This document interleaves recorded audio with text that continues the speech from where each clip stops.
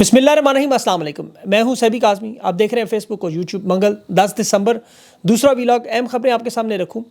جنوری میں پاکستان میں تخت الٹنے کی امریکی پیشن گوئیوں میں بڑی انٹرنیشنل رپورٹ جاری ہوئی اور امریکہ سے پہلی دفعہ اہم شخصیات پر پابندیاں لگانے کا فیصلہ اسٹیٹ ڈپارٹمنٹ کا اعلان آ گیا۔ امریکی کانگریس کے اراکین اسلام آباد کے سانے پر انسانی حقوق پر کھل کر بول رہے ہیں۔ سکوت ڈھاکہ سے ایک دن پہلے عمران خان کا اہم جلسہ 15 دسمبر پاکستان دنیا بھر میں شہداء مارچ منایا جائے گا۔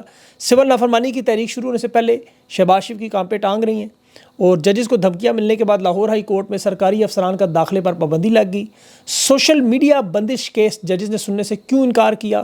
عمران خان کے 9 مئی کا آج کیس تھا، خیبر پختونخوا شفٹ کرنے والا کیس تھا، اس کا کیا بنا؟ شیخ رشید کو ایک دفعہ پھر گرفتار کرنے کی کیا وجہ ہو سکتی ہے؟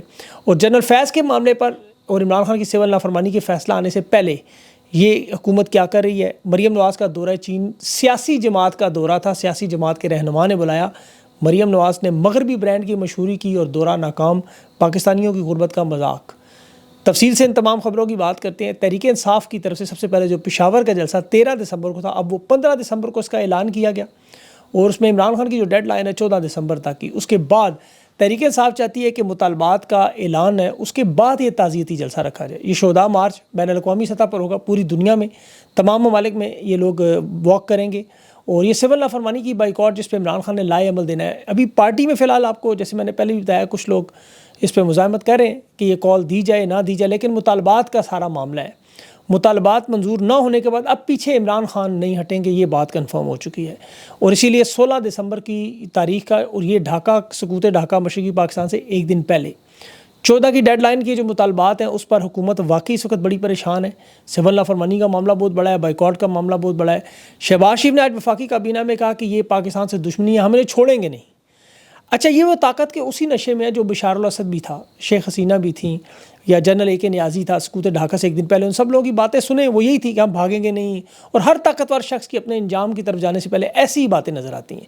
اور یہ چونکہ ان کے پاس اب صرف 40 دن رہ گئے ہیں جس میں اب یہ اپنی طاقت کا بھرپور طاقت کا مظاہرہ کریں گے، سر سے پاؤں تک کا زور لگائیں گے، کیونکہ ان کا جو آخری ترکش کا تیر ہے وہ بھی جو انہوں نے بڑا سنبھال کے رکھا تھا سابق DGI جنرل فیض، وہ بھی استعمال کرنے کا فیصلہ ہو گیا ہے کہ جی اس نے انتشار پھیلایا اور اس کے اوپر پوری چارج شیٹ 9 مئی کے حوالے سے قربانی کا بکرا بنا کے اسے بدامنی کے واقعات اور 9 مئی کے ساتھ جوڑا جائے۔ وہ وعدہ معاف بننے پر تیار نہیں تھا، اسی لیے کورٹ مارشل بھی کیا جا رہا ہے اور کوشش ہے کہ خان کے ساتھ جوڑ دیں ہم اسے۔ اور ان کے صحافی اقرار کر چکے ہیں کہ کوئی ایسے ٹھوس شواہد، کوئی ایسی گواہی موجود نہیں کہ عمران خان سے تعلق جوڑا جائے، لیکن کچھ نہ کچھ تو کرنا ہے انہوں نے، ظاہر 40 دن۔ تو عمران خان نے تو کہا تھا جنرل فیض کے معاملے میں میری طرف سے چاہے پھانسی لگا دو، ادارے کا اندرونی معاملہ یہ جانے اور وہ جانے۔ اب ان کے پاس کوئی ایسے پروف نہیں ہے، ثبوت نہیں ہے، جس طرح 9 مئی کا کوئی ایسے ثبوت آج تک نہیں پیش ہوئے۔ تو یہ اس سلسلے کی کڑی ہے، حالانکہ یہ اپنی ادارے کی روایات کے خلاف بھی ہے۔ جنرل ضیاء بٹ مشرف کا جہاز اغوا کر گیا، اسے نواز شریف نے آرمی چیف بھی لگا دیا، بغاوت بھی ہوئی، لیکن اس کی پینشن مراد باقی رہیں۔ منظر عام پر نہیں آیا، لیکن عام طور پر ریٹائرڈ لوگوں کے ساتھ ایسے معاملات ہوتے نہیں، لیکن چونکہ یہاں بغض عمران اس لیول پہ ہے کہ ظاہر کچھ نہ کچھ تو کرنا ہے، اور یہ چراغ کی آخری پھڑپھڑاہٹ ہے، آخری کوششیں ہیں۔ اور ویسے بھی دیکھیں 6 جنوری میں امریکہ میں جو کیپٹل حملہ ہوا اس میں بھی جوزف پیگر اور اسٹیورٹ روڈز، ان دونوں فوجی اہلکاروں کو جو 17 سال 18 سال کی سزائیں ملی تھی، وہ اب ڈونلڈ ٹرمپ نے اعلان کیا ہے کہ عہدے کا حلف اٹھانے کے بعد ان تمام لوگوں کو معاف کر دینا ہے، ان کے معافی ناموں پر وہ دستخط بھی کریں گے۔ یہ اس کی انتخابی مہم کا حصہ بھی تھا۔ تو اسی طرح یہ سارے سیاسی قیدی ہیں، اور ویسے بھی اگر آپ دیکھیں یہ پورا جو معاملہ ہے آپ کے سامنے جو آپ کو نظر آ رہا ہے، ماضی میں بھی اس طرح ہو چکا ہے، بارہا ہو چکا ہے۔ اس طرح کے کیسز جب بھی بنے ماضی میں، وہ چاہے جنا پور کے نقشے ہوں یا چاہے وہ اگرتلہ سازش ہو، ان کا انجام حقائق کچھ عرصے بعد آتے ہیں۔ 2009 میں سابق بیورو کے جو چیف تھے، بریگیڈیئر تھے امتیاز، اس نے ٹی وی پر یہ جنا پور کا نقشے کا خود تسلیم کیا کہ ڈرامہ تھا، اس کا MKM سے کوئی تعلق نہیں تھا۔ پھر 2016 میں سابق کور کمانڈر تھے کراچی کے لیفٹیننٹ جنرل نصیر اختر، انہوں نے بھی تصدیق کی تھی کہ جنا پور کے نقشے کوئی MKM سے نہیں برآمد ہوئے، سب دعویٰ غلط تھا۔ اور 1992 میں اس وقت GHQ نے بھی کہا تھا کہ جنا پور سے کے حوالے سے ہمارے پاس کوئی ثبوت نہیں، لیکن 1992 میں انہوں نے کہا کہ کراچی اور حیدرآباد کو الگ کرنے کی ریاست ہے، ایک سازش ہے، نقشے ملے ہیں اور آپریشن کلین اپ شروع کیا گیا تھا، آپ کو یاد ہوگا۔ اور یہ نام بھی جناح اسی لیے رکھا جائے قائد اعظم محمد علی جناح کے نام کے ساتھ، کور کمانڈر ہاؤس کا نام بھی جناح ہاؤس، اندازہ کریں، تاکہ جناح کے ساتھ ڈائریکٹ جا کے جوڑا جاتا ہے۔ اب MKM کے بعد آپریشن ہوا تھا، آپ کو یاد ہوگا، اس میں ان کی ہزاروں شہادتوں کا ان کا وہ ہے، سینکڑوں ان کی گرفتاریاں ہیں، تشدد ہیں، الطاف سے جبری جلاوطن بھی ہو، بعد میں سب کچھ جھوٹ نکلا۔ جس طرح مشرف کے جہاز کا معاملہ آپ کے سامنے، نواز شریف کا معاملہ تھا، اب نواز شریف سے ساری زندگی جھوٹ کہتا رہا، بعد میں نواز شریف سے مشرف کی ڈیل بھی ہو گئی اور نواز شریف سب بکسے لے کے چلے بھی گئے اور ضیاء بٹ کی پینشن و مراد بھی جاری. تو یہ سارے معاملات اسی طرح. اب اصل میں رجیم چینج آپریشن اختتام کی طرف ہے، ٹائم پورا ہوتا جا رہا ہے، تو بڑے بڑے تخت آپ کو الٹتے ہوئے نظر آئیں گے. اب امریکہ سے گلین گلبرٹ بڑے صحافی ہیں، اس نے ابھی، اس کے بڑے فالورز ہیں، تگڑی رپورٹنگ کرتا ہے، بڑا مشہور ہے، سسٹم اپڈیٹ کے نام سے اس کا پروگرام ہے. اس میں اس نے انکشاف کیا کہ 20 جنوری 2025 کے بعد پاکستان میں نئے رجیم آپریشن کا آغاز ہونے جا رہا ہے، اور یہ جو رجیم چینج آپریشن ہوگا یہ عوام کی خواہشات کے مطابق ہوگا. امریکہ میں باقاعدہ طور پر رجیم چینج آپریشن کی تفصیلی رپورٹ جو ہے اس میں دیکھیں امریکی انتظامیہ کو، یہ جو ٹرمپ کی حکومت، اسے بتایا جا رہا ہے کہ پاکستان کو پتھر کے دور میں بھیجنے میں، نقصان دینے میں، تباہی اور بربادی میں، انسانی حقوق کی پامالی میں، جمہوریت کو گرانے میں، اس میں براہ راست امریکہ پر الزامات ہے. اور یہ ظاہر ہے ریپرزینٹ کرتے ہیں امریکہ کو بائیڈن حکومت. اور بائیڈن کی حکومت کی طرف سے اب اسٹیٹ ڈپارٹمنٹ کا جو پیغام آیا انسانی حقوق کے حوالے سے، میتھیو ملر ہمیشہ ان چیزوں کو نظر انداز کرتا تھا، پہلی دفعہ اس نے کہا کہ اب ہم ہر اس طاقتور شخص کے اوپر سفری پابندیاں بھی لگائیں گے، اثاثے بھی منجمد کریں گے اور سزا کا عمل شروع کریں گے جس نے انسانی حقوق کا استحصال کیا، ان کے گرد گھیرا تنگ کریں گے، لسٹیں بنائیں گے. اسٹیٹ ڈپارٹمنٹ کی ابھی ٹویٹ آپ اس کے نیچے آپ کمنٹ سیکشن کھولیں میتھیو ملر کی ٹویٹ کے، تو آپ حیران ہوں گے اس کے نیچے جو کمنٹس وہ کیا ہیں. وہ سارے کے سارے انسانی حقوق کی آزادی کے حوالے سے پاکستان سے جڑے ہوئے ہیں، جمہوریت اور آئین اور قانون کے حوالے، ان کے نام لوگ لکھ رہے ہیں باقاعدہ.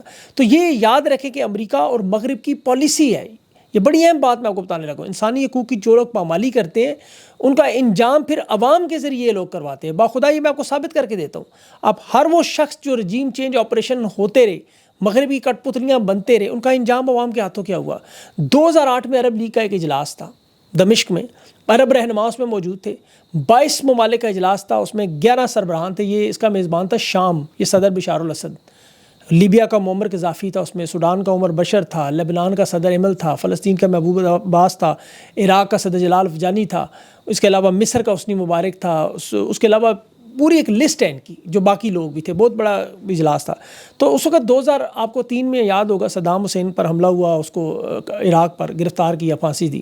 عرب لیگ کے اس اجلاس میں قذافی نے کھڑے ہو کر عراق پر حملے کو عرب ممالک کے ایک سنگین خطرہ قرار دیا. اس نے کہا آج صدام حسین ہے، کل ہم میں سے کسی اور کی باری ہوگی. اچھا، ادھر بیٹھے ہوا جو میزبان تھا شام کا صدر بشار الاسد، اس نے بڑی اونچی آواز میں کہہ کر لگایا، باقی سب نے ساتھ دیا، مذاق اڑائی یہ کیا کہہ رہا ہے. 2 سال بعد عرب اسپرنگ شروع ہوئی. تیونس، مصر، لیبیا، یمن اور شام سب میں تباہی بربادی. قذافی 2011 میں لیبیا میں بغاوت کے بعد مارا گیا، حسنی مبارک وہاں، زین العابدین تیونس میں. آگ اور خون کا ایک کھیل عرب ممالک میں شروع ہوا. اب سعودی عرب اور جو مغربی ممالک میں آپ کو پتہ ہے خود یمن میں جا کے بمباری کرتے رہے، عراق میں آگ اور خون کا کھیل چلتا رہا، لبنان میں صدر کو اٹھایا گیا، فلسطین کے صدر محمود عباس کو فارغ کیا، سوائے جو کویت، عرب امارات، سعودی عرب، بحرین وغیرہ جو پراکسیز تھیں ان کی، وہ بچ گئے اتحادی. باقی شام سمیت سب کو، ابھی جو شام میں ہوا آپ کے سامنے، یہ 16 سال اس میں لگے. حالات بالکل وہی ہیں، حالانکہ ایک ظالم کو ہٹا کے دوسرا ظالم بٹھا دیتے.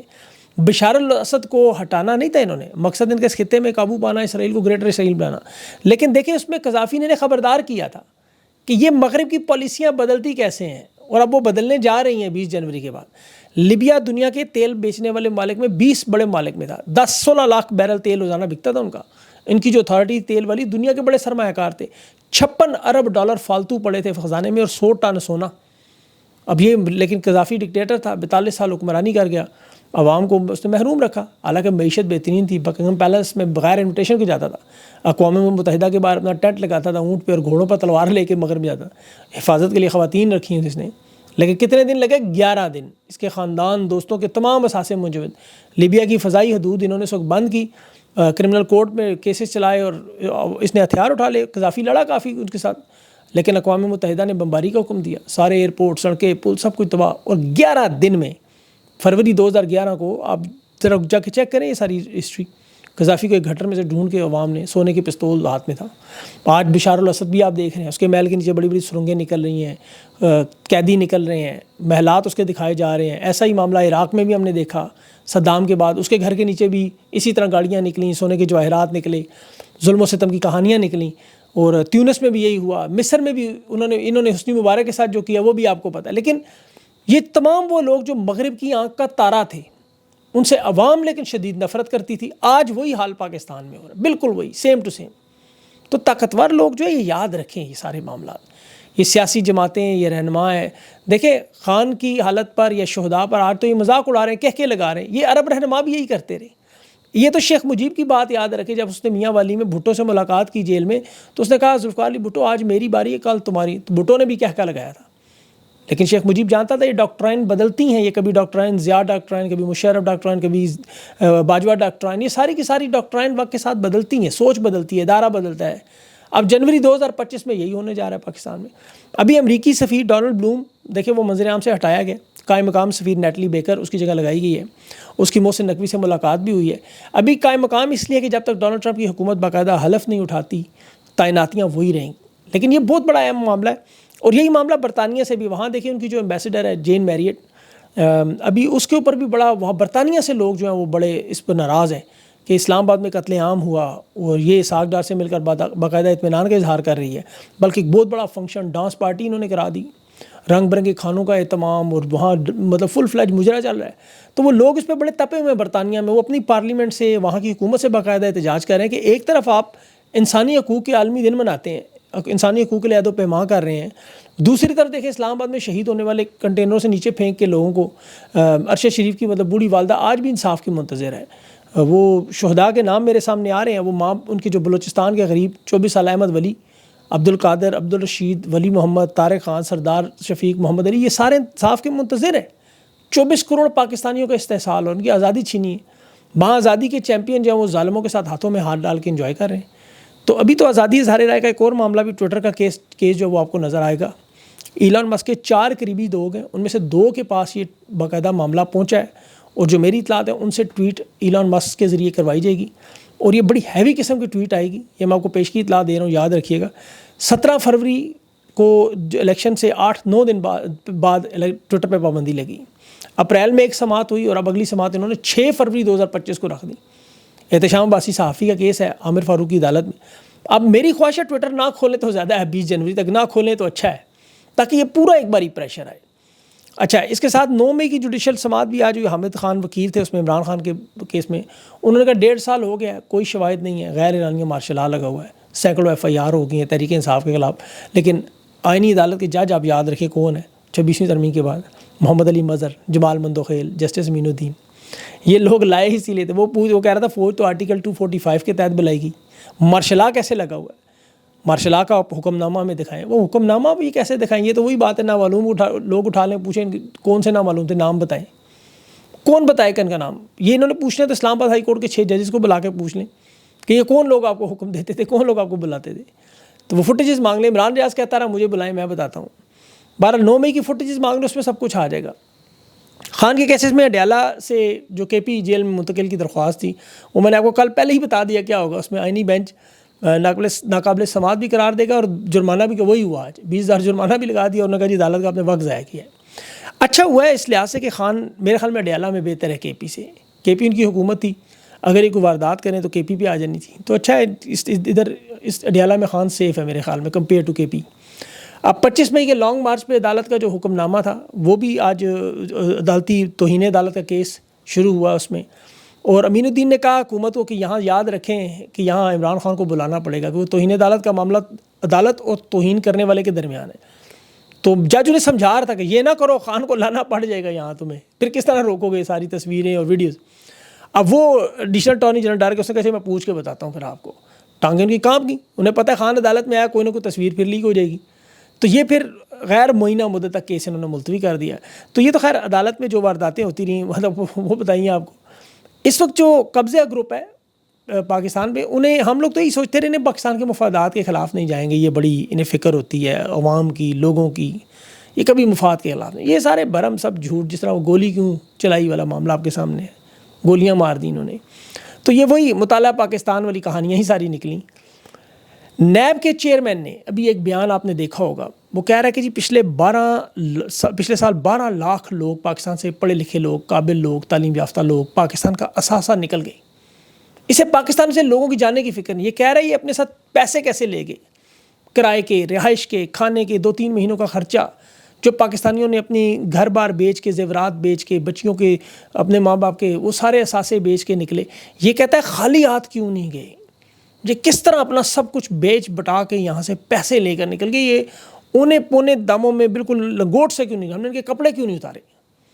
اگر کوئی ایک شخص بھی یہ وی لاگ سن رہا ہو جو گیا ہے 12 لاکھ لوگوں میں سے، تو انہیں اگر غیرت ہو تو کبھی زندگی میں انہیں پیسے نہیں بھیجیں گے، یقین کریں بھائی۔ پوچھنا ہے اسنیپ کے چیئرمین کو تو شہباز شریف، نواز شریف زرداری سے پوچھے تمہاری جائیدادیں کیسے بنی، پیسہ کیسے لے کے جاتے تھے، ایون فیلڈ اپارٹمنٹ میں کیسے ہوئے، قاضی فائز سے پوچھتا کہ سرمایہ نکال کے کیسے لے کے گئے، پاپا جان پیزے پہ وہ باجوے سے پوچھتا کہ آپ لوگوں نے دبئی میں پراپرٹیاں کیسے بنائیں، کیسے پیسہ ہے، ان لوگوں سے پوچھ رہے ہیں جو اپنا ذاتی سرمایہ، اپنا گھر بار، کیونکہ ان کی زمین اتنی تنگ کر دی وہ نکلنے پہ مجبور ہے۔